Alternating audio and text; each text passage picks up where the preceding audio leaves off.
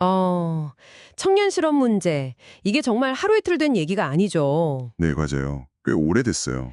그래서 오늘은 이 문제를 좀 다각도에서 깊게 파헤쳐 보려고 합니다. 저희가 모아본 자료들이 좀 있는데요. 예전 자료부터 해서 뭐 최신 글로벌 전망, 또 지금 정부 정책은 어떤지, 그리고 아예 좀 다른 시각의 분석까지. 네, 다양하게 준비됐네요. 네. 그래서 이 자료들 속에서 핵심만 딱딱 짚어보는 시간 가져보겠습니다. 과거부터 현재 또 미래의 변화까지 같이 한번 따라가 보시죠. 시작부터 현실이 좀 만만치 않은데요. 2018년 자료를 보면요. 2017년 기준으로 청년 실업률이 역대 최고였다. 9.9% 이렇게 나오고요. 9.9% 상당히 높네요. 네. 근데 청년들이 실제로 느끼는 거, 그러니까 체감 실업률은 무려 22.7%였다고요. 와, 22.7%. 거의 4명 중 1명이네요. 그렇죠. 이게 단순히 그냥 일자리를 못 구한다, 이 문제를 넘어서는 거예요. 어렵게 취업해도 임금이 너무 낮거나 고용이 불안정해서 금방 또 그만두는 거죠. 아, 첫 직장에서 오래 못 버티는 이직률 문제군요. 네, 맞아요. 높은 이직률, 이것도 아주 심각하겠다고 분석하더라고요. 사실 2003년 연구원 보고서 제목만 봐도 이게 얼마나 오래된 고민인지 감이 오죠. 정말 해묵은 과제라는 게 느껴지네요. 단순히 숫자 이상의 불안정함이 있었군요. 그럼 미래는 좀 다를까요? 세계경제포럼 보고서, 그 일자리의 미래 보고서에서는 어떻게 전망하고 있나요? 이게 좀 흥미로운 부분인데요. 기술은 계속 발전하는데 앞으로 5년 동안 전 세계적으로 보면 새로 생기는 일자리보다 사라지는 일자리가 더 많을 수 있다. 이런 예측이에요. 네. 기술이 발전하면 일자리가 더 생기는 거 아니었어요? 그럴 것 같은데 순 감소할 수 있다는 거죠. 마이너스 1,400만 개 정도? 와, 생각과는 좀 다른데요. 그렇죠. 물론 AI나 빅데이터, 또 요즘 많이 얘기하는 ESG, 녹색 전환 투자, 이런 건 일자리를 분명히 만들긴 해요.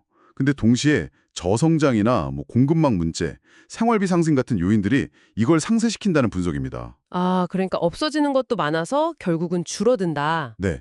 그래서 중요한 건 일자리의 총량이 늘고 주는 것보다도 어떤 일자리가 뜨거지느냐, 이 변화를 잘 봐야 한다는 겁니다. 어떤 일자리들이 좀 유망하고 또 어떤 일자리들이 줄어들 걸로 보나요? 아무래도 AI나 머신러닝 전문가는 당연히 뜨겠죠. 그리고 지속가능성 전문가, 비즈니스 인텔리전스 분석가, 정보보안 전문가, 이런 쪽은 수요가 확 늘 거고요. 네, 확실히 기술 변화나 사회적 요구랑 관련이 깊네요. 맞습니다. 반면에 좀 타격을 입을 걸로 예상되는 건 은행 창구 직원이나 우편 서비스 사무원, 계산원, 또 단순 데이터 입력원 같은 이런 사무직들이에요. 자동화되기 쉬운 직업들이죠. 아, 자동화의 영향이 크군요. 네. 근데 또 재밌는 건 이 자동화라는 게 생각보다 속도가 더딜 수도 있다. 혹은 인간을 완전히 대체하기보다는 좀 보조하는 형태로 나타날 가능성도 있다. 이런 얘기도 같이 하고 있어요. 예측이 쉽지만은 않네요. 이런 변화 속에서 우리 정부는 그럼 어떻게 대응하고 있는지 2024년 정책 자료 좀 볼까요? 네, 정부는 일단 청년을 국정 운영의 동반자로 본다. 이런 기조를 강조하고 있고요. 그래서 여러 방면에서 지원책을 내놓고 있는데 구체적으로 어떤 것들이 있나요? 크게 보면 일단 일경험 기회를 늘리는 데 주력하고 있어요. 민간 기업이랑 협력해서 인턴 자리 같은 걸 만들고 공공기관에서도 좀 늘리고요. 해외 인턴 기회도요. 경험을 쌓는 게 중요하니까요. 그렇죠.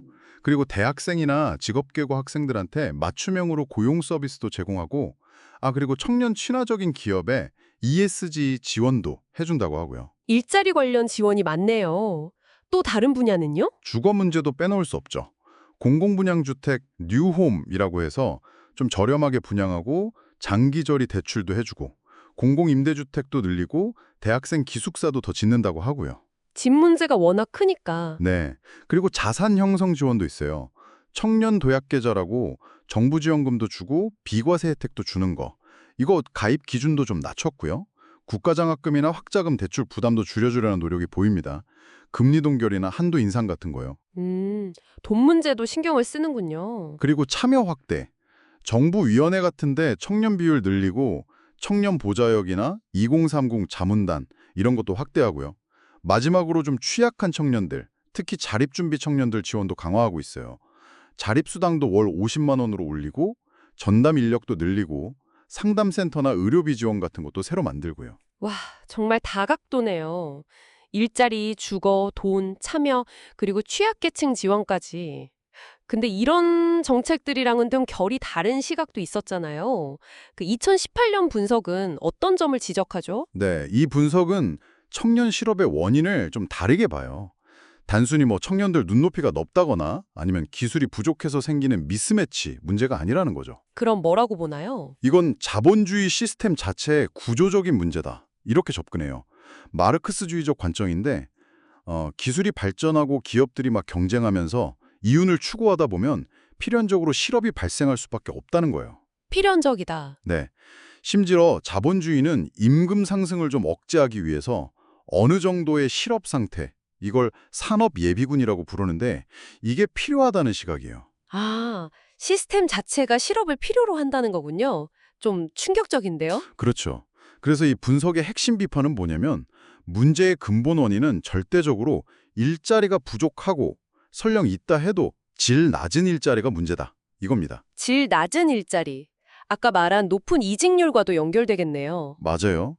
실제로 대졸자 셋 중 하나가 자기 전공이나 학력보다 낮은 수준의 일자리, 소위 하향 취업을 한다는 통계도 이걸 뒷받침한다고 보고요. 그럼 정부 정책에 대해서는 뭐라고 비판하나요?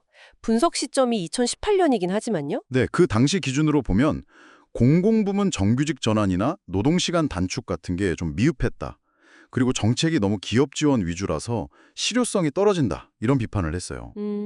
실효성에 대한 의문이군요. 특히 그 노동시장 이중구조론이라고 해서 문제를 마치 정규직 기성세대랑 비정규직 청년세대 간의 갈등 구도로 몰아가는 걸 경계해야 한다고 주장해요.